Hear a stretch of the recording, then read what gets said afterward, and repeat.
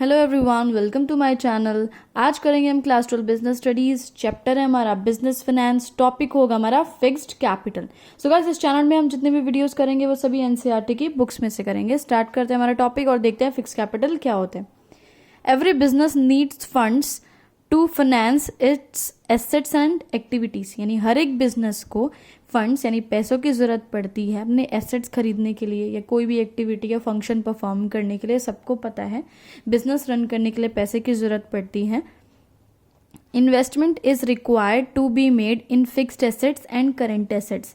सो जब हम पैसा अपने बिजनेस में इन्वेस्ट करते हैं, पैसा लगाते हैं, तो दो जगह लगाया जाता है, या तो फिक्स्ड एसेट्स में या करेंट एसेट्स में। अब बात ये उठती है कि फिक्स्ड एसेट्स और करेंट एसेट्स क्या होते हैं। देखो, सबसे पहले पढ़ते हैं अपने फिक्स्ड एसेट्स के बारे में। Those which remains in business for more than 1 year. जो 1 साल से ज़्यादा अगर हमारे बिजनेस में कोई भी एसेट रहता है तो वो कहलाता है फिक्स्ड एसेट। यानी 1 साल से ज़्यादा अगर हम किसी एसेट का यूज़ करते हैं तो, जैसे कि plant and machinery, furniture, fixture, land and building, vehicles. कोई हमने क्या किया, हमने कोई बिल्डिंग खरीद ली। अब ये थोड़ा है हमने बिल्डिंग या फिर कोई लैंड खरीदा तो उसे 1 साल यूज़ किया, बस उसे बोला तुम दान में दे दो किसी को। ऐसा थोड़ा ना होता, कई सालों तक हम यूज़ करते हैं ना। या फिर हमने कोई फर्नीचर खरीदा अपने, जैसे टेबल्स, चेयर्स, ये सब खरीदे एम्प्लॉयज़ के लिए, तो ऐसे थोड़ा ना है कि हमने क्या किया, उनको 1 साल बिठाया या 6 महीने बिठाया, हमने सोचा चलो पूरा फर्नीचर चेंज करो हर 6 महीने में। ऐसा तो नहीं करेंगे ना, कितना हमें नुकसान हो जाएगा। सो वो एसेट्स जो 1 साल से ज़्यादा हमारे बिजनेस में रहते हैं, जिनका 1 साल से ज़्यादा यूज़ किया जाता है, वो होते हैं fixed assets. Decision to invest in fixed assets must be taken very carefully. बहुत ध्यान से लेना पड़ता है ये डिसीजन कि फिक्स्ड एसेट्स में जब हम पैसा लगाते हैं।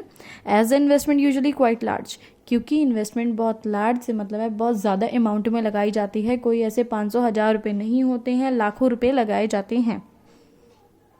Such decisions once taken are इररेवोकेबल।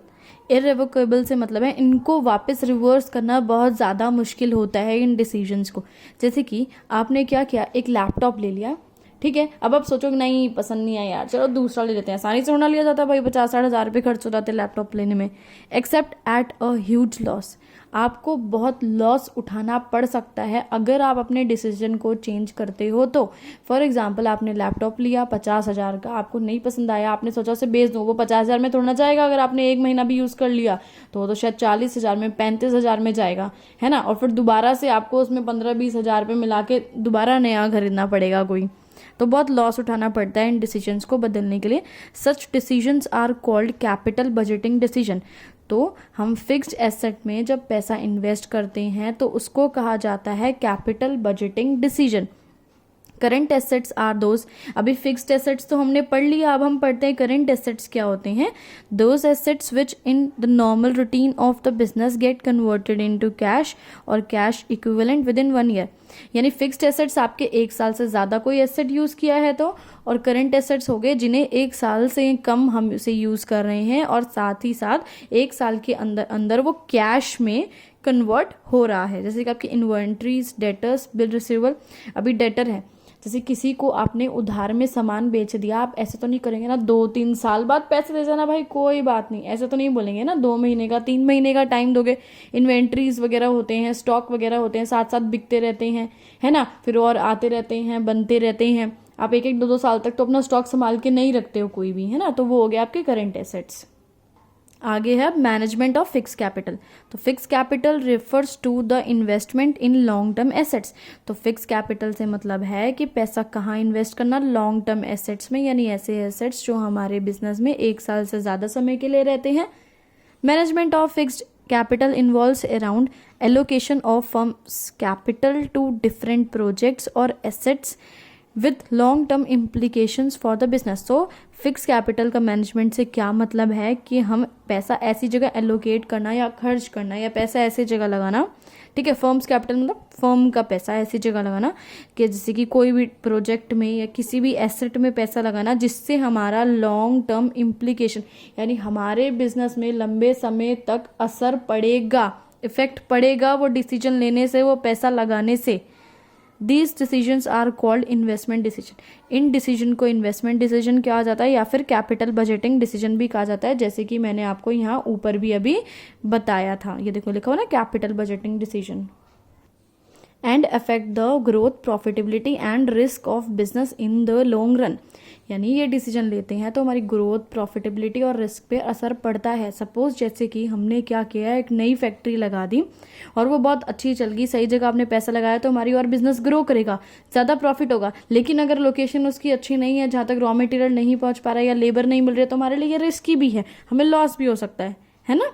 तो ये डिसीजन से बहुत फर्क पड़ता है। These long term assets last for more than 1 year, 1 साल से ज़्यादा के लिए होते हैं, अभी बताया था।